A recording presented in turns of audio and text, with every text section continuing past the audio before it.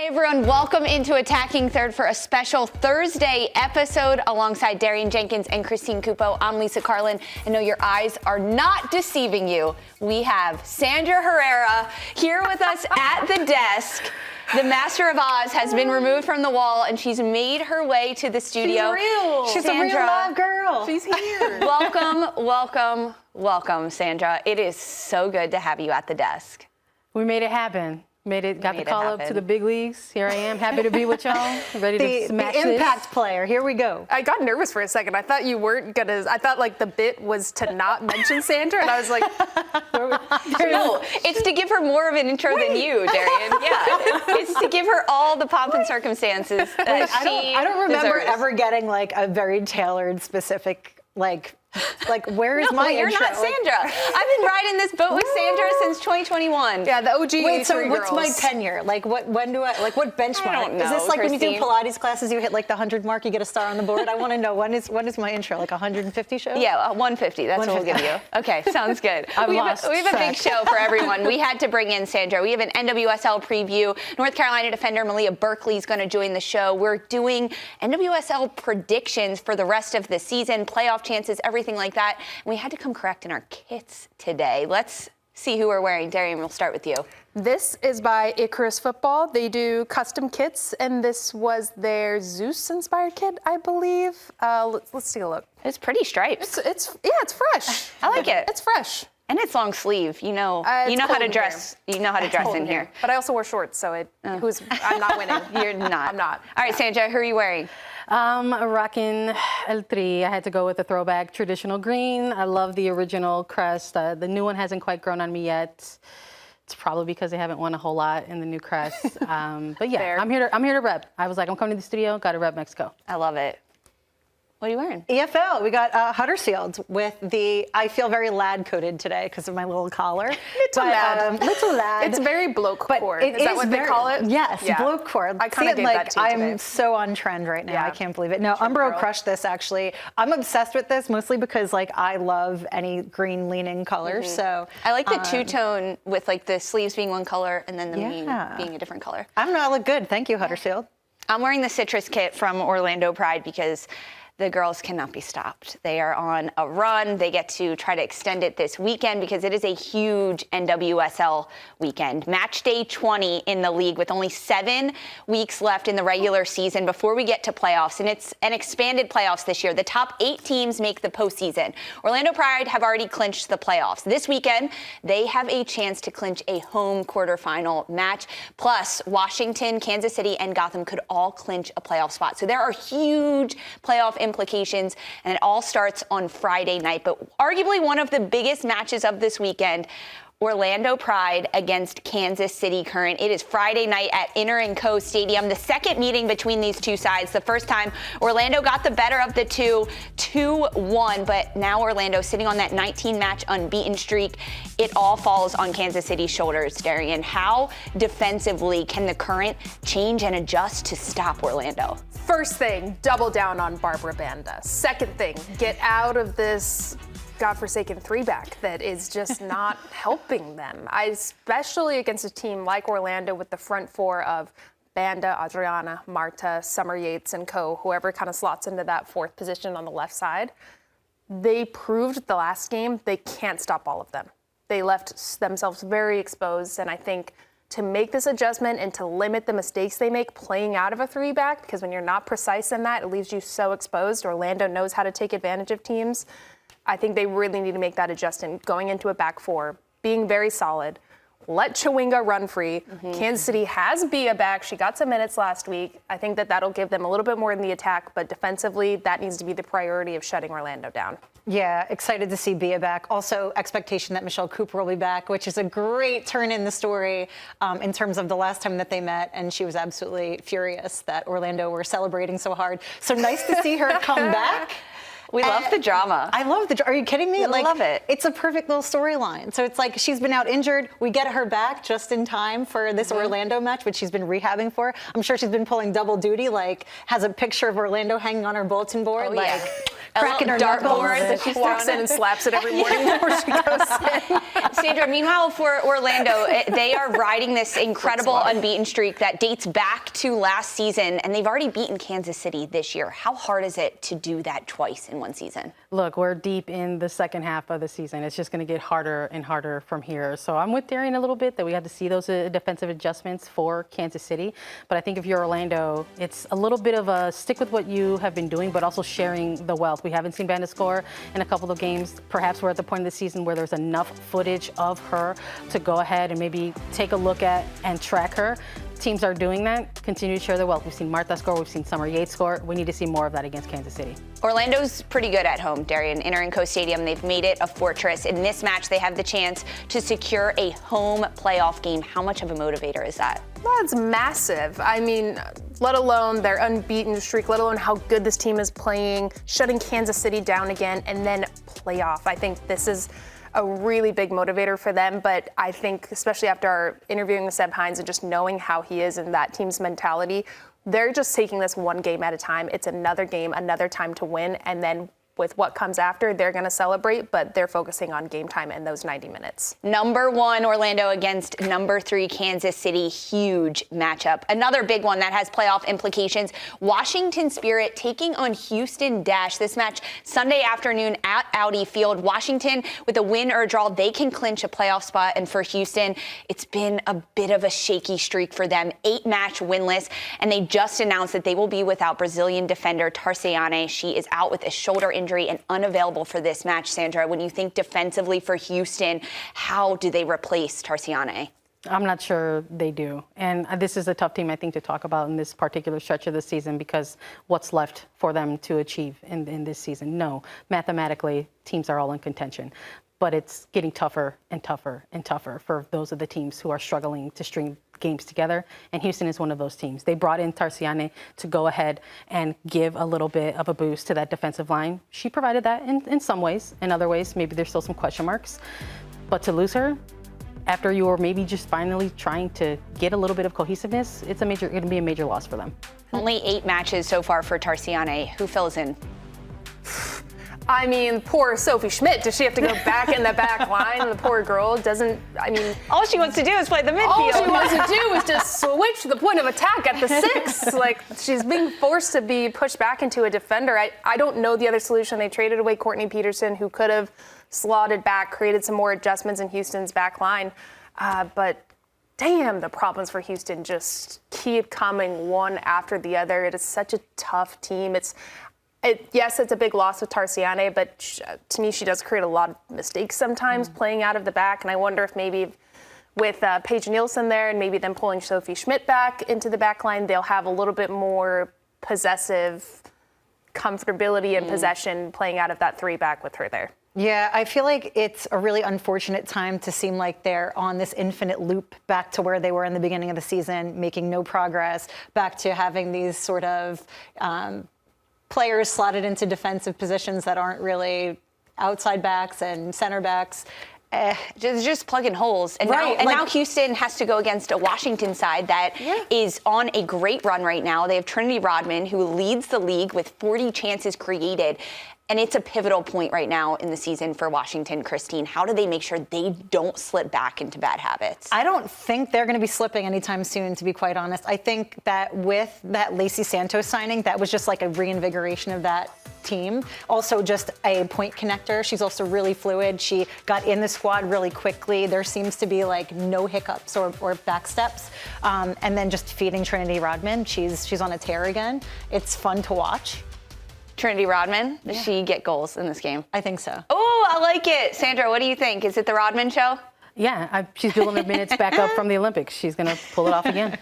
Absolutely. Okay, big games all over this weekend. Plus, we have number 6 Portland Thorns taking on number 8 Chicago Red Stars. This match Friday night in the Pacific Northwest at Providence Park. Both teams are on a 3-match losing streak. And I know we brought Sandra in to talk about everything in the NWSL and women's soccer, but frankly, we brought her here for her hot takes on Chicago. Let her cook. Sandra, what's happening with the Red Stars right now? Listen, I hate to be the Chicago trap queen, but I got to cook, like you said. So they've been just on a downward spiral, honestly, really since before the Olympic break, and they haven't really shown any sign of that bounce back. And maybe there's a little bit of a combination of the season having caught up with them. This was never a season in which Chicago was maybe going to find themselves saying, we are going to compete for the championship. They wanted to be competitive. That's sort of the framing that this organization and the club has sort of put out in the preseason. But to have found themselves kind of overachieving a little bit to now kind of dipping, maybe things are leveling out. So this is definitely, for me, a little bit of a high stakes games for the two of them. We'll see what happens. A huge match for both of these sides, but Chicago came to compete. And one of their biggest competitors is part of Triple Espresso. And we have a double espresso matchup this weekend with Mallory Swanson of the Red Stars and Sophia Smith of Portland Thorns as we take a look at their season so far with their respective clubs. Darian, it's a heavyweight battle between these two. Who comes out on top? They both come out on top. They're both amazing players. Sophia Smith just happens to play for a better team. She has, in my opinion, a coach that has executed more of a game plan, has had the thought to let's contend for playoff positions, let's maintain being in the top 8.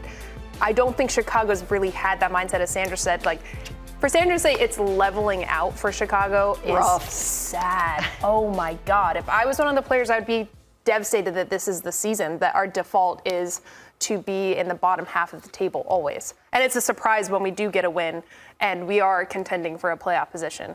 I think Smith, I imagine Rob Gale's wanting to turn their losing streak that they've been on right around. He's a really good motivator for this team. It's not as if they don't have the personnel that they need to win. So for me, I think Sophia Smith's going to get chances, but can never count Mal Swanson out because she can make something out of literally nothing, which is what she's done all season for Chicago, but Portland's coming out on top. Portland and Chicago are both clearly in playoff contention right now. The Thorns sitting in 6th and the Red Stars in 8th. And with 3 points on the line this weekend, Christine, who needs it more? Chicago, desperately. I mean, they just need a win. It's been so abysmal to where, like, I have been rooting for this team, but they just don't seem to steer out of it. Any of the adjustments they've tried to make, they're still waiting on, I guess, Ludmila's paperwork to come through. It just, everything is too late in the season to really do much of anything. They need something. Take a look at the last 4 results for both of these sides. For Portland Thorns, in their last 6 games, it's been tough. 11 goals against and only 4 goals for. Defensively, Darian, is there a key for Portland to balance out that stat right there? 11 goals against and only 4 goals scored. Defensively, I've said this before on the show, but you're always a step behind. You're always having to anticipate more. It's more tiring, especially when it doesn't seem like you have a fluid game plan, which Portland just hasn't really looked like they've had one going against each team. And I think everyone's taken advantage of that. It's that point in the season where everybody's going to fight. They need to come out dominating defensively, getting in teams' faces, not allowing time on the ball. Because once you have that confidence defensively, you're going to look good in the attack. You have great players. You just haven't been able to do anything with it because you're not enjoying the ball enough, and teams take advantage of it. Huge playoff implications this weekend in the NWSL, specifically that Chicago-Portland matchup. But there are a lot of other teams, 7 through 11, that are fighting for a position. We are chatting those teams next.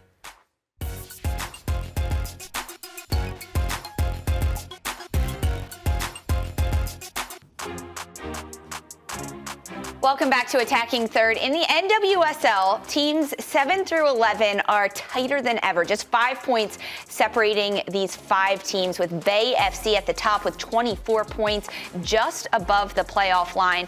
And then the Chicago Red Stars, Angel City, Seattle, and Racing Louisville rounding out the teams that are on the bubble. With just 7 matches left in the regular season, every single match and every single point matters.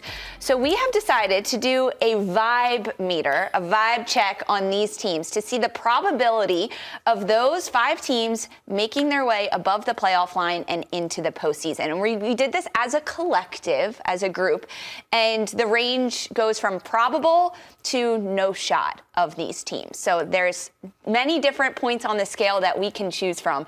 But let's start with Bay FC. They are at the top of this table. They sit in 7th place right now, and their next 5 games are a little intense. We have them nervous to go into this game. Why, Christine? I think that it's been a pretty erratic season up and down. But I feel like Albertine Montoya seems to see something, and that we're also seeing is that they're finally coming back together again, that things feel differently over in the Bay. And so I feel like I'm giving them a bit more hope. I think there's a chance they need to just like lean into it. The things that are working, where they're finally getting numbers in the box, the passes are coming together, make them look like they're a much stronger side than they've been all season. What's the vibe, Sandra? I'm with probable, apparently. I mean, we all agreed to this ahead of hand. And I think it's because they're starting to figure things out that are clicking in this late second half of the season. I thought they made a good move for Penelope Hawking. She got to see a little bit of time on the pitch. These are the small little things that'll maybe help a team get over the hump. You know, getting Abby Dahlkemper as well is going to be massive for them. And I think that's part of why we've got them possibly making it to the postseason. I am a little nervous still because they are very inconsistent to me. All year it's been, oh, it's an ultra defensive game. Oh, it's an ultra attacking game. Yes, Abbas Dahlkemper adds so much to that back line and goal scoring opportunities, especially on set pieces. But I don't know if we've seen enough consistency for a good string of time for me to I don't know. really feel It's tough. good. When you I look feel at like Abby may be the secret sauce, though. if they have anyone, it's Abby that's going to get it done. When you look at Bay's next 5 matches, 4 of them are against top 5 teams in the NWSL. They play North Carolina, Orlando, Gotham, and Kansas City. Throw in Seattle in there at Seattle. That's the only team that they're playing in the bottom half of the table. Nervous for Bay. Yeah. Hands down, nervous. Meanwhile, Chicago Red Stars 8th right now in the standings. For our vibe meter, we have it's a no, Sandra. It's a no. Explain it to us. I mean, do I have to keep going on and on and on? There's going to be a ton of Sandra, footage more here Chicago for me to be slander. like, they're like, how did you go on studio and slander Chicago? Look, it had to be someone, and it's always the one you love the most. So that's part of the vibe. I mean, you have to look at the trends here with Chicago. They're not trending up; they're trending down. I'm not sure there's going to be enough, also based on the type of the strength of schedule that they've got to face down the stretch here in the second half of the season, where they're going to find their way to claw out of things. There's just a lot of good competition in front of them. Other teams who are going to try to want to utilize them as a part of their narrative. They want to go out against Chicago and maybe say, hey, let's go out there, get 3 points against this team. When you look at Chicago's upcoming fixtures, Darian, what is one team that you think, yeah, we can beat them? If I'm For Chicago, Yeah. the Houston Dash. Okay. That's a team where we're like, hey, we got a chance. You're saying there's a chance? Yeah, That's the tough. team that I would look at from Orlando Pride, Angel City, Louisville, San Diego. It's definitely Houston because they've been struggling all year. They're also in that trend where they're just staying at this low level and kind of wanting to get the season over with, in my opinion, and look to build on next year. The scary part is there's not like a second team to say like, oh, maybe them. Like I legitimately think one. it's just Houston. Yeah. And you're looking at like down the barrel at 6 losses. Yeah. If they didn't beat them earlier in the season, do you think they're more equipped now to beat them this time in the season? Meanwhile, Seattle Reign, they sit 10th right now. They're on a 3-game winning streak. They are bouncing back. We're hopeful that Seattle can make the playoff line, Christine. Yeah, I mean, I think we all have voted in, like pushed our chips to center table on G. They've come into form rather late. We know that Laura Harvey teams can't be counted out, but there was a big fat question mark for a little while. And it was like, what's going on over there? And then all of a sudden things started to turn in their favor. In G, we trust. For me, they're the absolute game changer. Set pieces, run of play defensively. I think she's all over the pitch. She adds an extra layer anytime she's starting a match or she comes in late to a match. She's incredible for that team. The only thing is they're still struggling to just score a variety of goals. She is the crux of most of the reasons as to why they look good in the attack. There just needs to be more for it to be, I don't know. Yes, they're going Consistent. through. Because every year we know Seattle is one of the top 4 teams. This is the first year in a long time for me where I'm questioning what the hell is going on. Why are they scoring more goals? They have an insane roster, a great coach. But G, I think, has been a lifesaver for them. I think this was a team that made moves to try to make that playoff push, even if maybe some of us have already written them off.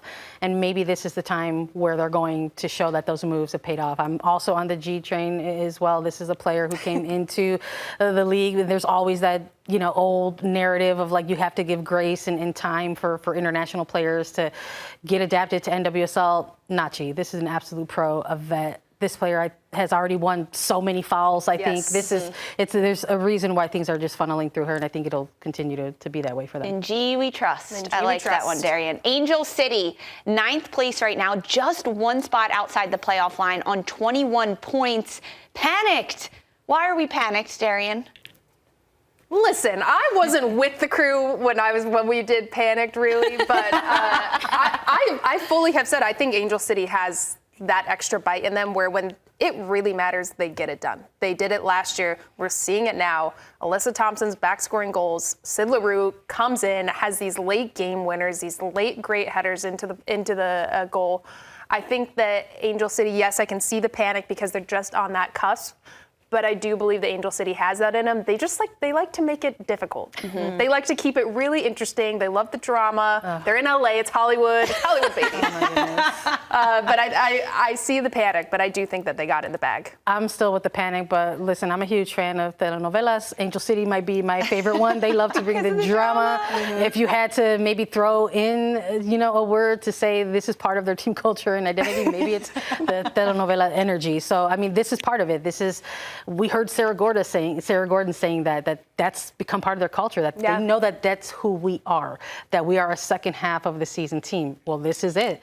They need to show it, and they're running out of time, so I can understand the panic. Other teams running out of time, Racing Louisville at this point, just one win in their last 5 matches. Our vibe meter, Christine, it says panicked for Louisville. What do they have to do? It is panicked. I'm still tapping the belief sign for Bev, but I think they brought in reinforcements, albeit maybe a little late in the season, but they have Becky, they have Balser. Now they also have Courtney Peterson, which was, they definitely needed an outside back. That was one of their puzzle pieces they're missing.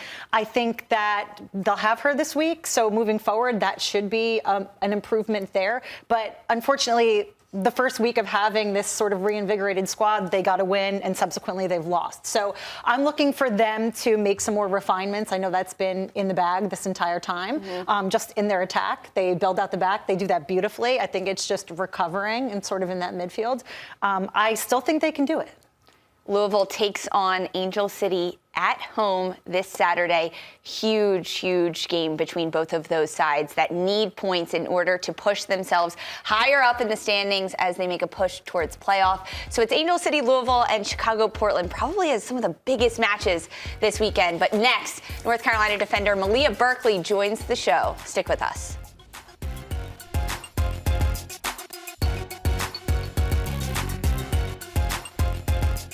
North Carolina can punish you, and one of the ways they can is Malia Berkeley. Berkeley on this corner through the air header. It's in! North Carolina tallies! This is a picture-perfect ball into the mix. Another header for North Carolina! My goodness! And this service from Berkeley is in the mix. Really good work from her. Slips through, St. George has a chance, and she takes advantage. 3 goals for North Carolina in the first half. Weaving through the midfield and then dipping the ball into St. George. Really good work from Malia Berkeley. The assist legend herself, North Carolina defender Malia Berkeley, joins the show. Malia, welcome in. Thanks for joining us. Hi, thanks for having me. This weekend, you got your first assist. Congratulations. But I have to say it again. Congratulations, because you had 3 in the span of 45 minutes, becoming the first NWSL player to record 3 assists in one half. Congratulations. You led North Carolina to a 4-1 win over San Diego. You just got to watch those 3 assists back, and you were smiling. I was watching you in studio. What were you thinking about rewatching those? Honestly, just really happy for my teammates. We've struggled a bit on the road, and I think that this was a really big turning point for us. And Haley, what a great header that was, and Feely being in the right spot, getting up, and then Bianca just slotting it away. I'm really proud of my teammates and happy for all of us. So aside from now being a history maker, something else that's going really well is your partnership with Kaylee Kurtz. Can you tell us a little bit about how that's come together, the chemistry there, how impactful your combo has been? I think KK has helped me in every possible way, on the field, off the field. We have such a great relationship, and I think it's been translating. And, you know, we do film together. We send clips back and forth after games. We're talking through every situation to try and make sure we're always on the same page. And obviously she's such a great defender, so I have so much to learn from her, and I'm really thankful for her. Malia, I wanted to ask you, because typically we've seen you as a 6 and scoring some goals and being really dynamic in the middle of the pitch, but now in the back line with KK at center back, how has maybe elements of your game as a typical midfielder and Sean Nahas helped you in becoming sort of a special dynamic center back now? I definitely think that in my past being in the midfield, I like to be technical. I like to do moves. I like going forward, getting forward. So Sean's given me a bit of the freedom to do that. And I think that because we're such a possession-oriented team, that the way that we keep the ball and move the ball allows me opportunities to go forward. It allows a lot of our defenders to go forward and get the opportunities. We defend as a team and attack as a team. Congratulations again on such a massive game against San Diego. But the timing of this on the road record for the Courage has been a talking point this season. And with this being the playoff push, how massive is it to have this sort of performance and maybe kind of smash a little bit of that narrative moving forward as the team kind of continues to jockey for a position in the playoff picture? I think it's very important. Obviously, as every team has, we've been dealing with injuries, not having everybody here, but we stay together as a full team. We work for each other. Well, we don't try to let any excuses into our play, and we try to stay true to how we're playing. And I think that that's finally been translating. And, you know, we don't get on each other in a bad way, but we do, because we know that we need to be better, especially away from home, with as good as we are at home. So I think this is a really good turning point for us. Malia, home or away, watching in person, watching on TV, I can always find you with that white scrunchie that you wear. Is there a story behind it? Why do you wear the white scrunchie? I started wearing a white scrunchie in the beginning of college so that my parents could find me easier on the field. And yeah, it just kind of stuck. And now no matter what size scrunchie, I do like a bigger white scrunchie, but I always have to have the white scrunchie for a game. Well, I like it. Shout out to your parents for that idea. And the bigger, the better for me. That way I can find you too. Maybe you should show up in a white scrunchie on Monday. For Malia? Yeah. I'll do it for Malia. Yeah. Of course. Malia, we also heard that you are multi-talented and you have a black belt in martial arts. Absolutely so cool to hear that. How does the skills and the training that you do for martial arts translate to soccer? Well, I think martial arts in itself is a discipline. So I think that it's really helped me kind of take that mindset into soccer. Obviously, from going college to pro, every player will tell you it's a big difference. The style of play is faster. You have to be more fit. And I think that the discipline of martial arts and knowing like you have to be completely bought in everything that you're doing in a sort of fighting situation is the same as for soccer. If you're not giving your 100%, then you're not only letting down yourself, but your team. And so that's something that I don't want to do for my team. So I try to give my all in everything that I do. I have a little bit of a two-parter here, kind of just with what you're talking about with the martial arts, and it's maybe related to your teammates. You talked a lot about discipline, but I know with martial arts, like flexibility, coordination matters, and all that. If you had to look at it across your roster of teammates, who do you think would maybe be a good candidate if they wanted to take up martial arts? All of them. Especially keepers, they're flexible. They got to be able to reach for everything to make those kinds of saves that they do, which shout out to them because they do make some pretty amazing saves. But yeah, honestly, just the competitiveness within the team. I don't think anybody would want to not be good at it. So I think everybody would do it there all. Another teammate question, because we also learned that you were a big Star Wars fan. So I was like, I definitely have to get in a Star Wars question or two here. When you're looking across your roster of teammates, who's giving more light side energy or dark side energy? Oh, wow. I would definitely say that Sully has a bit of dark side energy, just because, that's our fearless captain, our fearless leader. She's got to have that bite to her. And light side, definitely Rumi, which I think is perfect because their relationship and friendship, as you know, it's seen everywhere. And I think it's perfect balance for each other and the sexism there. Oh, I love that. Malia, I want to ask now, because Sean Nahas gives me so much shtick on this show about anything I say regarding North Carolina. Why is he Darth Vader? He's Darth Vader. I'm definitely going to say we're the clones. We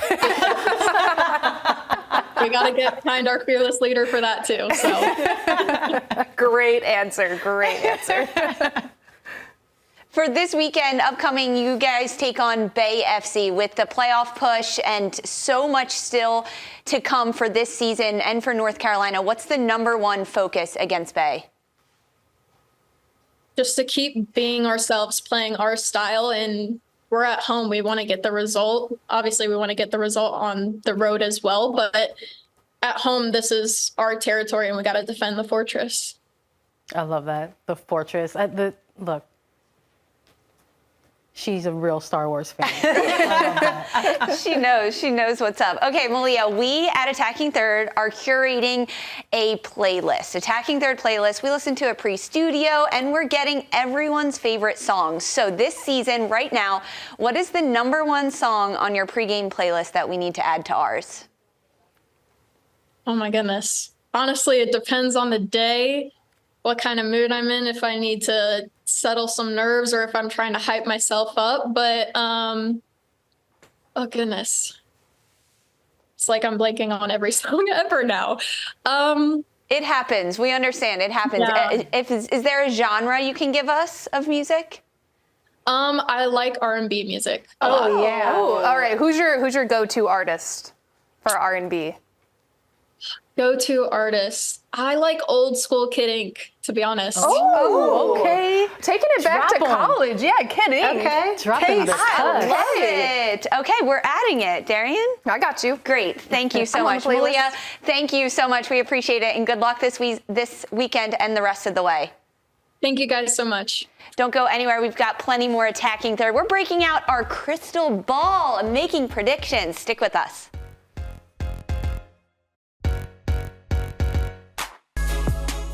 Welcome back to Attacking Third. It is crystal ball time, everyone. Get out your fortune tellers because we are making predictions for the rest of the NWSL season. We're looking into a crystal ball. It's giving us a prediction, and then we are determining if it is true or false, if it's going to come true, what's going to happen with it. The first one, we take a look at Kansas City forward Temwa Chawinga. Does she break Sam Kerr's single-season NWSL goal-scoring record? Sam Kerr has it set at 18 right now. Chawinga has 15. Darian, does she get it done? Yeah, absolutely. You see how I combined two words? Yeah, I've thought yes and absolutely. Yeah, absolutely. Yeah, didn't mean to do that. Yep. But yeah, absolutely. She is a terror to defenses. Even when Kansas City isn't doing well as a team, she can break them down. And we literally have not seen someone be able to stop her unless it's a blatant, you have to body check the hell out of her. But I mean, she's an absolute force. I think she's going to break this record. I think she has all the motivation in the world. She's leading this team. Yeah, she's absolutely unstoppable. I'm running out of ways to describe Chawinga. We'll just call her Yapsolutely. When you're Make up new words, Darian. When you're How do you so do it? certain you need to be doubling down in the same word. Efficient. Putting though. a new language together. Yeah. Yeah. No question. For me, it's does she exceed 22? Oh, I like that. Wow. We're adding on to it. I'm here for the big fat yes. Love Capital Y. I think she's getting it. 7 matches left, only 3 goals. She's got this in the bag. Meanwhile, Lynn Williams, her and Christine Sinclair are currently tied on 79 goals across all competitions. Does Lynn Williams finish the season as the league's top goal scorer? Sandra, I'm starting with you. I'm going to say to be determined. Kristen Ball is foggy right now. I think, yes, there's a certain amount of games that are left in the season, but how's Lynn Williams feeling? What are the competition that Gotham is seeing in front of them? They've got some heavier fixtures coming up that are just outside of the regular season as well. How are they going to continue to utilize her down the stretch? So I think that's going to come into play. Christine? I'm trusting in the leg sleeve. I'm going yes. I like that. Yes. She's scrappy and she'll hunt down a goal. So just give her the opportunity, she'll get it done. Yeah, she's back. She's healthy. She looks good. I absolutely think she's going to break it. I hope so, but going against Christine Sinclair, it's going to be hard. Gotham has a lot more balanced goal scorers. Portland needs Sink to score goals in order to win, in order to get into the playoffs and make a run. Do they? Yes, they do. They have Soph, and then they need Sink. Whereas Gotham, they have Ella Stevens, they have Esther, they have Lynn, they have Gotham Yaz. has more people setting up goals Right. than just Sink and Sophia This Smith. is why I said it was foggy. Yeah. Okay, let's take a look at assists. Reign defender Sofia Huerta. Does she become the all-time assist leader? She is currently tied with 31 with Jess McDonald, and I know Jess wants nothing more than to hold on to that record for as long as she can, Christine. But does Sofia Huerta break that record? I'm going to say no. I think she stays where she's at for the rest of the season. I'm going to go yes. Shout out to Soph. I believe that this will finally be the time because she's been sitting on the record for a little while. So Seattle's riding a streak. She's going to get it. She's absolutely going to break it. Sorry, J-Mac. I know you want to hold on to that, sis, but Sophia's got this. She's on a goal-scoring streak, whether it's penalties or not. She looks dangerous. I do think Seattle's heating up. What do we say? They're hopeful? Yeah, I think that's going to, yes. Something like that. Hopeful, probable. There was a couple of different words we threw around. Maybe but possibly. I do think Sophia's going to break that record. Huerta for sure. just needs one to break the record. She doesn't have any so far this season, but 7 matches left. I'll give it to Huerta. I think she gets there. Defensively, Orlando goalkeeper Anna Morehouse, does she set a new single-season shutout record? She currently has 10 clean sheets. The record is 11. It's held by A.D. Franch and Casey Murphy. So with 7 matches left, she needs 2 to set a record. Darian, does Anna Morehouse do it? Queen Anna. Yes, she does. I absolutely think so. Orlando's been unstoppable.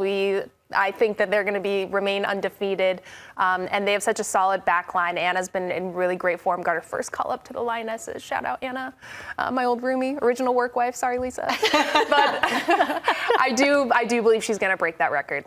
Absolutely. Yeah. House of Morehouse here for it. Love it. Love it. No question. Yeah, absolutely. Go on, Anna Morehouse. You got this. Repping one the Orlando in kit, the too. bag. Obviously. You have to. You knew. Meanwhile, Kansas City, they are sitting on 17 different goal scorers throughout this entire year. Do they get an 18th, Sandra?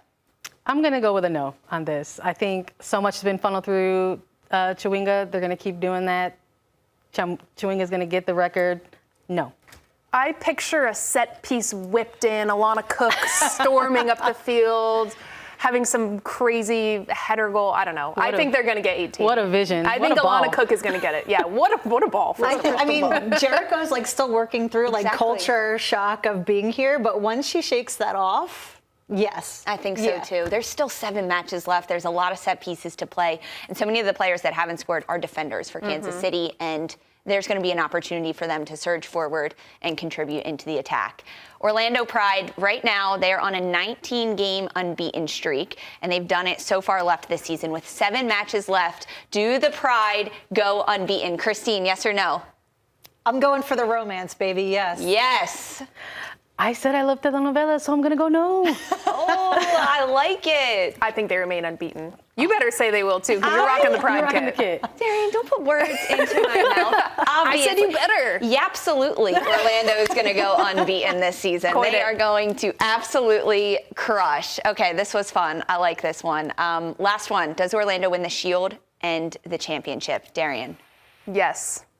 Sandra. I'm here for the lore. Yes. Yes. Oh, I don't think you can do both. It's so hard. I'm going to say no. They win the Shield and they make it to the final, but they don't get all the way. Heartbreaker for And a pride Orlando. kit. Don't go anywhere. We've got plenty more attacking third coming up next.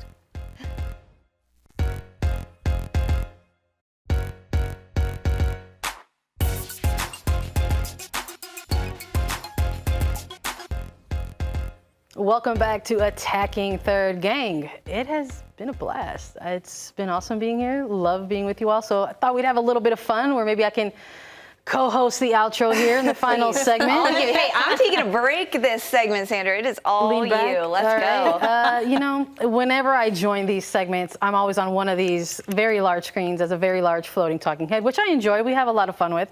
But we thought, why not give you all a couple of questions? The way you all give me a couple of questions and I get to say my thoughts. So I've come up with a couple. Maybe some are fun. Maybe some might be a little spicy. So let's start with number one. We're going to go with a national team question. Who do you all think should get called up to the next national team camp? Ali Sentnor. Ooh. I like that, Shell. Yeah. I think Hal Hirschfeld should get on the full roster. Ooh. Yeah, I think I got to jump on the Allie train. I feel like she's deserving. I mean, she's literally put that whole team on her back for the majority of the season. So, yeah, give her a go. And crushing it with the U20s. Yeah, U20s. Yeah, crushing it. Absolutely. Doing a great job at the World Cup right now. Mm-hmm. Yeah, I'm going to go Hal Hirschfeld. I think she got good experience at the Olympics being on the alternate roster, but she deserves time in the training camp, an opportunity to get a first cap, and the U.S. needs more midfielders that they can call upon when things happen and when things go south. Wow, the correct answer was either Andy Sullivan or Ashley Sanchez, but those are great answers as well. Ashley Sanchez, too. Ashley Sanchez just popped directly into my head. No, I love go it. Bruins, Ashley Sanchez. Ashley Sanchez was an oversight. I admit that. It's all good. Let's keep it moving. There can only be one. Who, in your opinion, is having the more questionable NWSL season? San Diego, Houston, or Utah? Oh, San Diego. San Diego. Sadly expected Houston to struggle, and Utah. I expected Utah to know too much. Yeah, I expected Utah to flounder a little bit. I'm surprised at Houston. I had so much hope for the Dash to turn things around, to be able to bring in different players. And I'm talking like before the season started, not when we watched the first 5 games and they had midfielders all playing in their back line. But before the season, I wanted Houston to do so much more than they are. And they've fallen flat this year in huge ways. All right, to San Diego, to Houston, interesting. What was yours? I'm gonna go with Houston, shockingly. Really? With Lisa, shockingly or not. Okay, we got a little bit of expansion fun. There can only be one. Again, I've narrowed it down to either Atlanta or Miami. Who do you want to see get an expansion franchise? Oh, ATL. Yeah. ATL. ATL's a lot of fun, and I feel like there's a massive soccer community there. They would benefit a ton. I would say Atlanta, too. That's huge. I know Morning Footy talked to Hal Hirschfeld about where she's grown up. I mean, she traveled a lot and she moved a lot as a kid and where her favorite place to play was. And she said Atlanta. She learned so much. She grew so much as a player there. It's a soccer city. I go Atlanta, hands down. Playing in that stadium, too, where the men play? What's it called? The Benz? Benz, yeah. Yeah. That's insane. What is wrong with me today? That stadium is insane. It's so loud, the atmosphere in there, and I feel like getting a women's game in there and a team that's their home would be just absolutely electric. Like, bottle that for me. I think they get enough build-up. That's where you want to be. So that's unanimous here for me. You couldn't throw Philadelphia in there for me, Sandra? I mean, I knew what you would say. I wanted to keep it kind of neutral, just a little bit. The CBA, we've been talking about it a lot, celebrating a lot of things. It's getting the league on par with FIFA regulations. So I was wondering, fall to spring schedule, do you want to see that for NWSL? And how soon do you want to see it, if you do? Ooh, I don't want to see it. I like the way they play right now. It allows for the summer transfer window to be really chaotic, bringing in a lot of European players, and even in January, a lot of changes happening. And that's what makes the NWSL different from the Super League, just one of the many reasons. So no. I agree. I would like to keep it the same. I like that there's players from other leagues that come to the NWSL instead of vice versa, because I think this league is far more competitive than any other league in the world that the women's game has right now. So I would keep it the same. I think selfishly, I like it as it is because I can still continue to watch soccer, and then WSL season starts. Like, there's not a gap. My whole wide world of TV watching is just covered. I'm not against it. I'm open to it. I'll say that. But I also do really like that it's one of the things that makes NWSL unique to other leagues. So I'm kind of in the middle on it still. just to, put the pressure on you guys. I want you all to immediately give me a power rankings of all 10 teams. And basically, whoever's power ranking is too reflective of the actual table is the loser. So, quickly, go. I knew that there was going to be a question about power City, rankings. Washington, Gotham. So good. Orlando, Washington, Kansas City. All of them in order. It's basically just the Literally, I'm just reading you back the table, but definitely like the dash right toward Oh the my bottom. goodness. Loss. Terrible. F- across the board. Sandra, to where are your everyone. power rankings right now? They're coming. Don't worry about it. Oh, sure. You're preparing Last to prepare. one. Maybe not so much a ranking, but I mean, look, scale 1 to 10. How awesome was it having me here today? Oh, 12. 12 out of 10. Absolutely. Yeah, it's high. 5 meters high. 5 meter is off the very charts. high. It's been an absolute pleasure having you here with us, Sandra. Did you like this? This was incredible. Look, we always have a lot of fun with A3. Lisa, that was like a huge component when we kicked this off. We were like, we want to have a women's soccer show that looks and feels different from what's out there in the landscape. And I'm so proud of what we have built and what it's become. It doesn't feel like this without Darian. It doesn't feel like this without Cupo. It doesn't feel like this without everybody behind the scenes. It's a big operation we got going here. To be here, it's been a blast, and hopefully there'll be more in the future. If not, I'll be floating around in the screens. You know me. No, more of this in the future. But now this feels like a champagne bottle popping kind of show. And I'm like, we're lacking. Absolutely. I know, Sandra, it's kind of cool to think that it was just you and I, jumping on YouTube at the beginning of this, and now there's a whole team of producers and graphics and directors, and we get incredible analysts up here at the desk to talk about this thing that we love so much, women's football, and we couldn't do it without you, Sandra. We like you in person. Sandra. 12 out of 10. More Sandra Absolutely. Thanks, everyone, so much for joining us today. Big weekend of NWSL and playoff implications all over the place. Enjoy all the matches, and we'll see you back here in studio on Monday.